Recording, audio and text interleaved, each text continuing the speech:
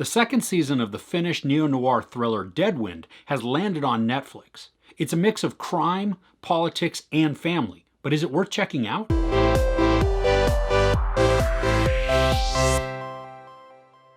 Detectives Karppi and Nurmi investigate some mysterious killings along with the murder of a fellow officer, trying to determine if the cases are linked. Season 2 of Deadwind, or Karppi as it's known outside of the US, focuses on Detective Sofia Karppi and her partner Sakari Nurmi. They're both damaged and hurting people, and Karppi is trying to balance her work life with her personal life, which includes her relationships with her young son and her stepdaughter. While Season 1 was a bit of a slow burn, Season 2 is more fast-paced, but I wouldn't call it rushed or even quick. It's still got some of that slow burn quality to it, like a patience, just letting things unfold, but it does contain more of an urgency to the case than in the first season. The theme of family is one that is woven throughout this season. Not only do we see Karppi dealing with her family dynamics and just trying to figure out her relationship with her son who is having issues, her older stepdaughter who is having issues, all of them three together having issues, but there's also the murdered officer that her and Nurmi are investigating, and that officer was a mentor-like person to Karppi. There's also several more storylines woven throughout that also deal with family and how far one is willing to go to protect their family. Now, there's a side story going on in this season that is political in nature, and part of it ties directly into the story.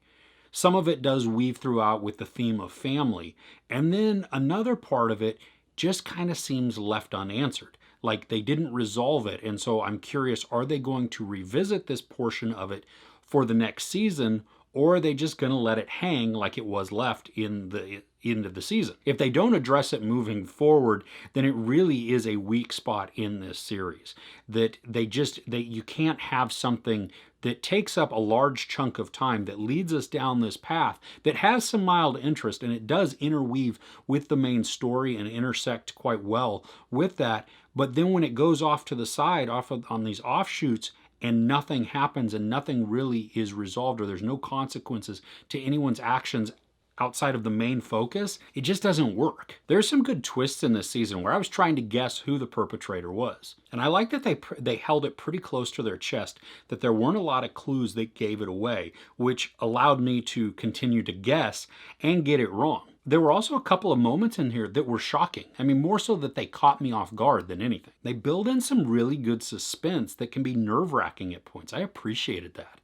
I do wish, though, that they would have played some of those scenes out longer to expand on the tension, to let me stew in my discomfort just a little bit more, so that when the payoff comes and the issue is resolved, I feel kind of like, oh, okay, I've been holding my breath for the last 15 minutes. And as it was, they were too short, I think. I like how the scenery in this really helps to give you an isolated feeling.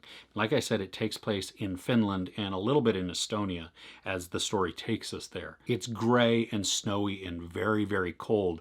And they use that gray, that drab tone, to really just bring everything down. Nothing is vivid other than dark. So what it does is it just adds that sense of dread to things and removes cheer that might exist elsewhere. I really like the dynamic that is shown between our two leads also. There's this push-pull relationship going on. I mean, they definitely have to rely on each other.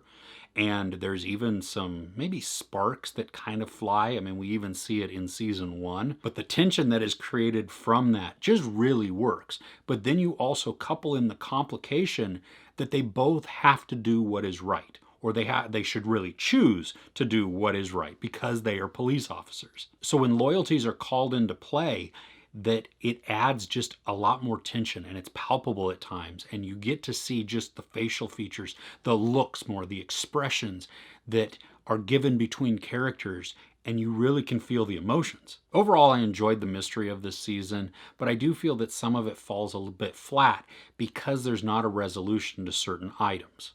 Now, hopefully they will resolve them or they will readdress them in subsequent seasons, but I can't hang my hat on that.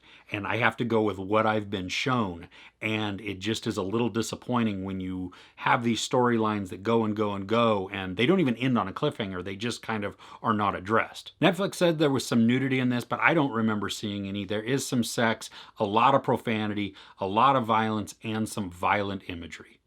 I give Season 2 of Deadwind 3.5 out of 5 couches. Are there any good murder mysteries that you're currently watching? Let me know one in the comments below.